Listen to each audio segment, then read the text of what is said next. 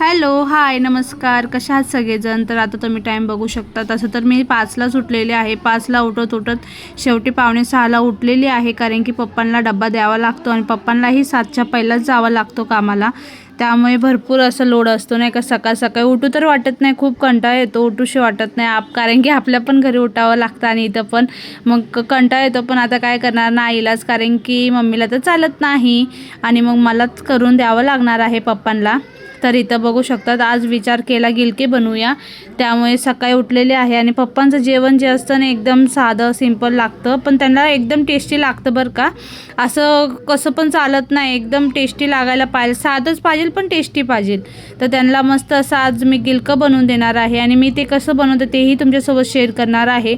आणि त्याचबरोबर आता मी पीठ वगैरे मळून घेत आहे. तर त्यांना चपात्यासुद्धा एकदम नरम नरम सॉफ्ट असे लागतात. तर आता तेच आता मी करून घेत आहे. आणि मला काय आहे माहिती का, आपल्या घरात एकदम कम्फर्टेबल होतं, पण इथं तिकडं ना कम्फर्टेबल होत नाही बघा, बरोबर आहे का नाही. तर आता सगळ्यात पहिला पीठ वगैरे मळून घेणार आहे मी. तर आता बघू शकता तुम्ही, पीठ मळत आहे मी आणि पीठ वगैरे मळून झाले की त्यानंतर ना मग चपात्या करेल.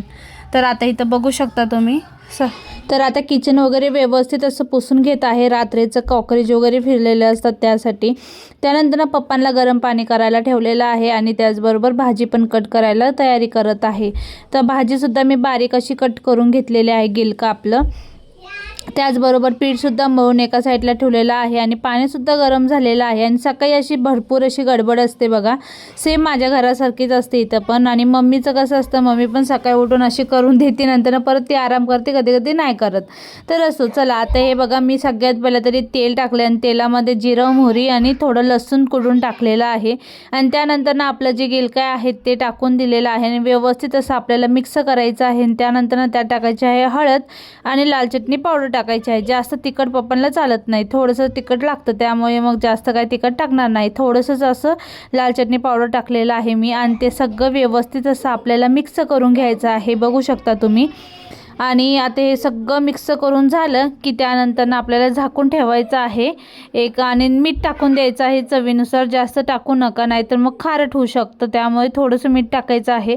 आणि त्यानंतर भाजी जेव्हा आपली थोडी अर्धी शिजते त्यानंतर आपल्याला शेंगाचं कूट टाकायचं आहे. तोपर्यंत आता आपल्याला एक 5 मिनटं झाकून ठेवायचं आहे, जेणेकरून छान असं मुरेल.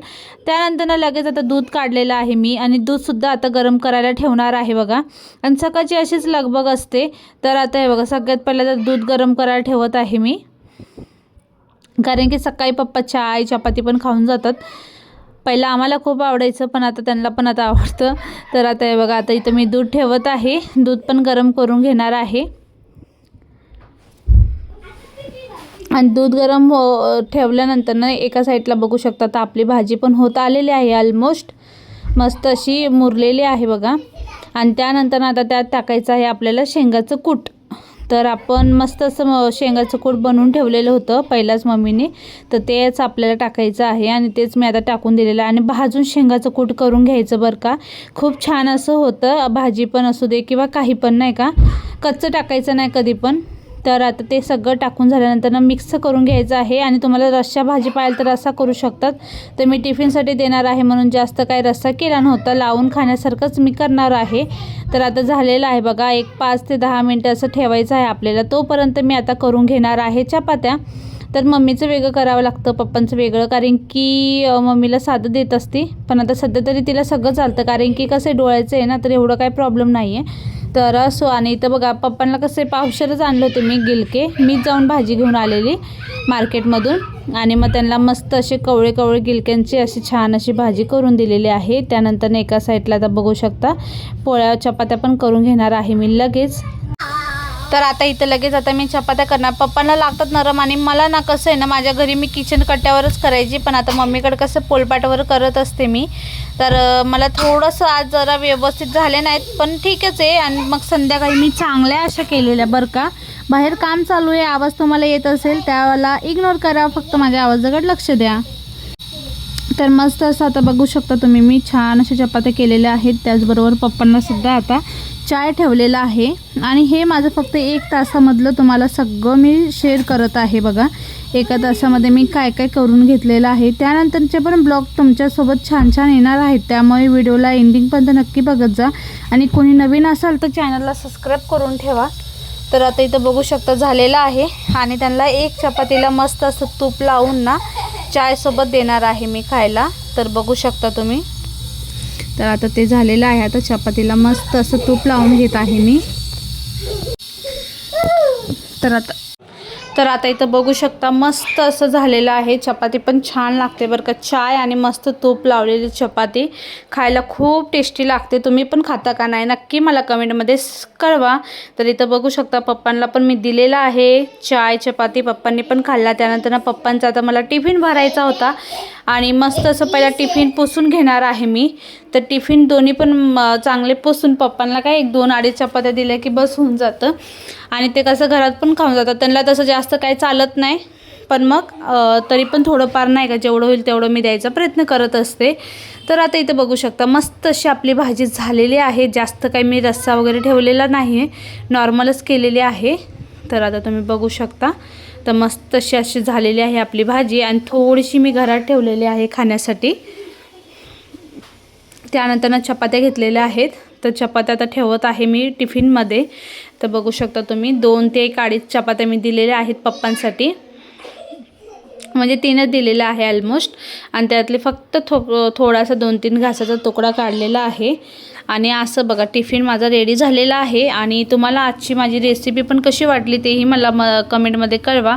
आणि पुढे तुम्हाला काय काय रेसिपी वगैरे बघावेसे वाटेल तेही मला कमेंटमध्ये नक्की कळवत चला. म्हणजे मी तुम्हाला तशाच रेसिपी छान छान घेऊन येत जाईल आणि ब्लॉग पण घेऊन येत जाईल त्यामुळे.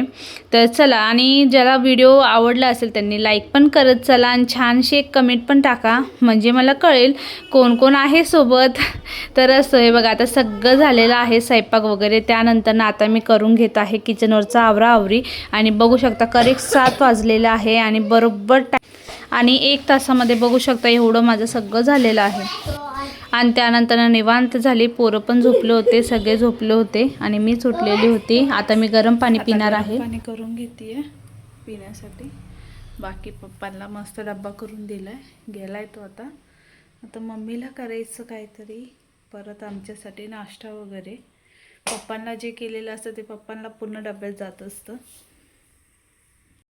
तर आता मी माझ्यासाठी मस्त असं ब्लॅक कॉफी करून पिणार आहे. आणि आजचा छोटासा ब्लॉग तुम्हाला कसा वाटला नक्की सांगा. आवडला असेल तर लाईक कमेंट शेअर करायलाही विसरू नका. आणि भेटूया उद्या आपण अशाच नवीन छानशा व्हिडिओमध्ये. आणि दररोज आपले 1 वाजता दुपारी व्हिडिओ येत असतात, त्यामुळे व्हिडिओच्या एंडिंगपर्यंत नक्की राहत चला तुम्ही पण. आणि देवपूजा पण पप्पांनी सकाळी करून दिलेली होती, बघू शकता तुम्ही कशी वाटते नक्की सांगा मला. आणि मम्मीच्या घरचं देवघर मला तर खूपच आवडतं. आणि तुम्हाला कसं वाटलं तेही मला सांगा. तर चला, Shri Swami Samarth. Bye, take care.